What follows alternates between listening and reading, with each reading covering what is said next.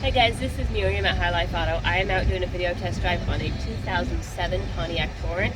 If you've never been on my video test drives before, the way it works is I drive the vehicle on video and I tell you what I see, hear, think, smell, and feel to give you the best indication of being in the driver's seat without actually being in the driver's seat. I'm not a mechanic and it's not meant to be a 182-point inspection. Rather, this is meant to be a sneak peek into how the vehicle drives and any potential issues I notice as we're going along. So we'll take a look around the vehicle, we'll take a look under the hood, and we'll go for a drive. I just got done driving this one down to the gas station in the treasurer's office, so driven it a little bit anyways. It seems all right for that far, so we'll take a look at it and see what else we've got. All right, 07 Pontiac Torrent. So it looks very similar to the Chevy Equinox. It is the exact same vehicle as the Chevy Equinox. It just has a different badging on it. So they even have the same common problems because it's the same vehicle. So your body looks really good. I don't really see any rust or anything. These rear tires are probably about 30% would be my guess. They're not the greatest. Definitely something you want to replace before winter. Front tires actually look a whole lot better. I'm trying to find the wear bars on there. They're probably about 50% would be my guess. So they probably replaced the front tires because this is probably a front wheel drive vehicle. I do not think it's the all-wheel drive version. So I probably replaced the front tires and then, oh, it is the all-wheel drive version. I completely lied. So who knows why they did that. Here's the back. It is not third row, but you've got all that storage space back there. So you kind of get the best of both worlds as long as you don't need more than 5 passengers. Again, this side looks good as far as rust goes, but you do have some rubbing right here where some paint is coming off where they rubbed up against something.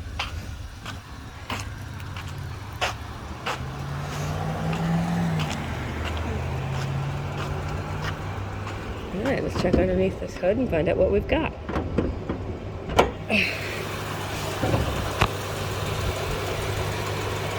You're 3,400. Sounds pretty decent. I did check the oil while I was at the gas station because I always do. It's good practice to get into, by the way. There's my little soapbox. Anytime you're out where you're filling up with gas, you always check your oil. So yeah, it's at a decent level. It's not full, but it's at a decent level. Let me shut my door.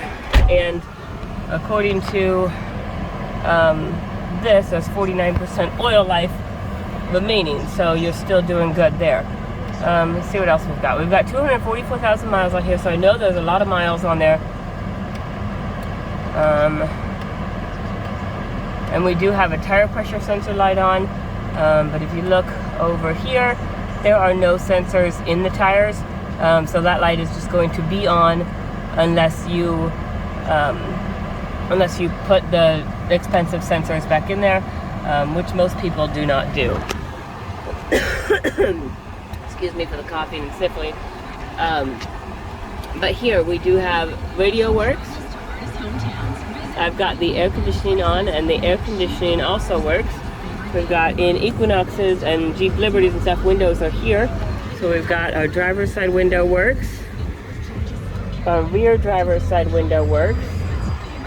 Our rear passenger side window works. And our passenger side window works.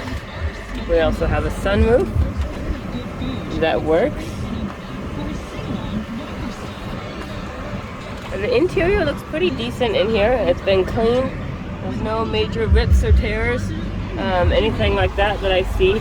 I will double check, but I'm pretty certain the seller had disclosed a rusty frame on this. So I'm gonna get underneath here and see what I can see. Like I tell everybody, especially on the rusty frame ones, you need to bring your dirty clothes. Don't bring your dress clothes. Bring your dirty clothes and get under here and see what you see. I'll show you what I see, but what I see is not always what you see. So here we've got rust here on the side panels. I don't think this is the frame rail. So that's the big part of your car, but you've got these side panels here. Looks like you've got some surface rust and some rust right back there. So you do have You do have some rust on here. Definitely something you want to take a look at. I don't see anything suspension wise, but let me go and get up and go look on the other side and see what I see. But like I said, I will go 99 miles to check this out for you, but I expect you to go the last mile and check out the rest of it for yourself. So on this side, they look a whole lot better. You still have this rust right here. I think that's the rockers. That's not not really a frame piece, but it's kind of a part of the frame. You've got back here, there's some rust back there. But again, I don't see anything really on like the suspension parts. I'm gonna go look up front and see what I see.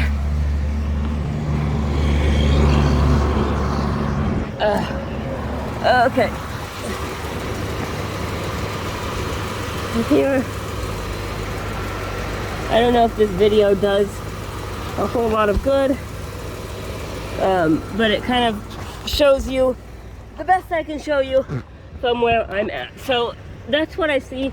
Obviously, take a look at it yourself to see if it's something for you. I mean, some people, they need a vehicle to last them for 20 years and 7 kids. And some people just need a vehicle to get them through 6 months. And so I don't want to tell anybody what is okay and what is not okay, because everybody needs different things.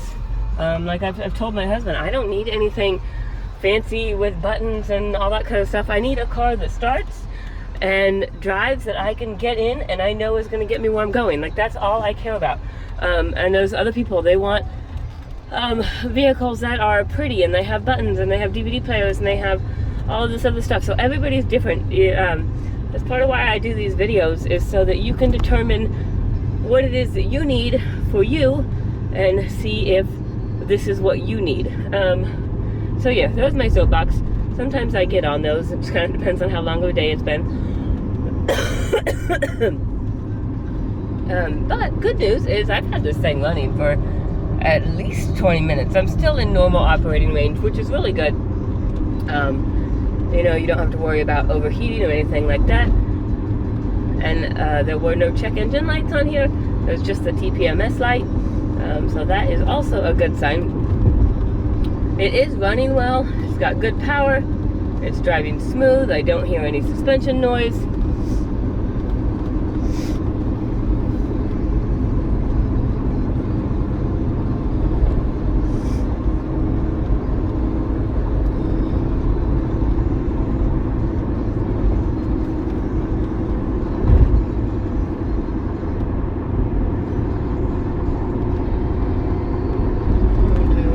Signals. Left turn signal works, right turn signal works, windshield wipers work.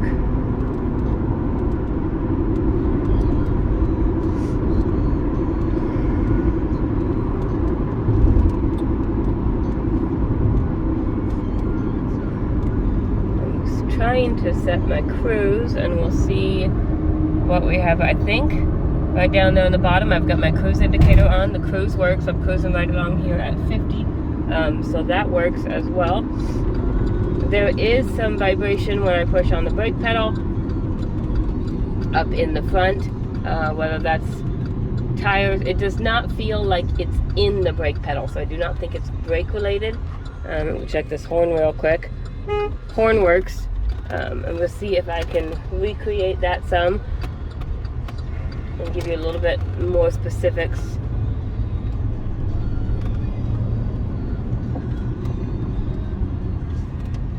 Feels like maybe a vibration on the driver's side.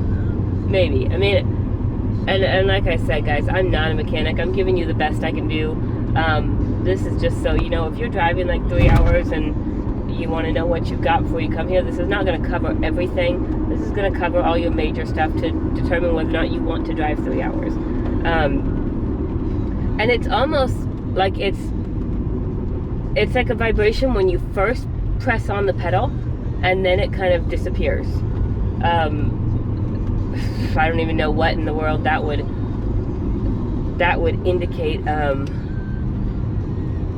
So that's the best description I can give you. Sorry guys, I know that's not really great, but there's some vibration. So whether or not that's suspension or tires, something like that up in the front, definitely something to look at. But overall, this vehicle seems to run and drive really well. Everything seems to work. AC works, radio works. No check engine lights. You do have a tire pressure light on because you don't have any sensors in your tires. But it does run and drive, shift through all the gears, doesn't overheat. No check engine lights. Windows work.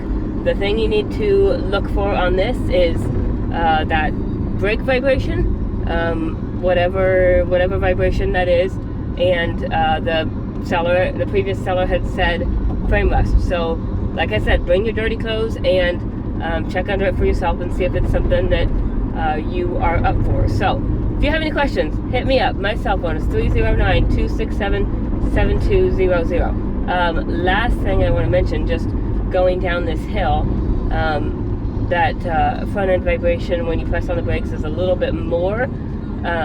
So I don't know what it would be about going down a hill, the downwards momentum, that would cause greater vibration. But just keep that in the back of your head. All right, thanks guys.